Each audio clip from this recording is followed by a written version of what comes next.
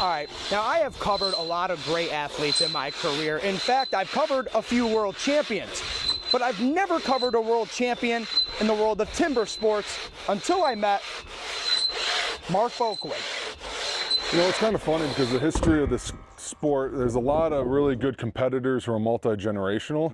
So they start relatively young, which is great. But me, I didn't have that, and I didn't even know about the sport until I got into college, and it was a collegiate sport. While at Paul Smith College in the Adirondacks, Springville's Mark Bouquin found a new passion. Timbersport has now taken the 35-year-old around the globe thanks to his recognition years ago that with just a little hard work, he might be able to have a future in this. If I try really hard and invest into this sport, I feel like I can actually maybe do something with it. Out of college, Bouquin started appearing on network TV shows that showed off his lumberjack abilities, and soon, with every chop, cut, and saw,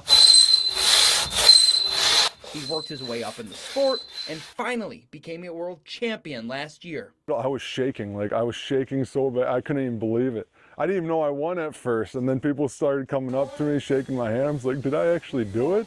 What made the world title even better for Bouquin was knowing that just 4 years prior, a moment like that seemed impossible. In 2020, I developed AFib. Long story short, I ended up going to hospital. They had to put me under and cardiovert me with the paddles, essentially reset my heart. And it took me, unfortunately, several years to get back to where I needed to be physically and mentally, and I'm finally there now, and the hard work is finally showing off, and I can see it in these events and stuff. Bouquin's journey has been filled with highs and lows, but he'll be the first to tell you that conquering those lows made those highs feel even more incredible.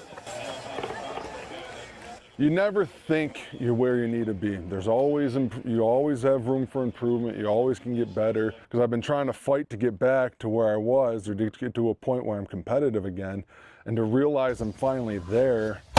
It's just, I didn't think I'd get there. Thankfully for the timber sports community, Mark did get back there, and there's no sign of him going away anytime soon.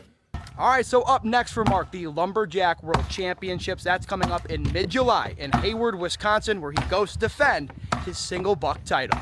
In Springville, Dom Tibbetts, 7 Sports.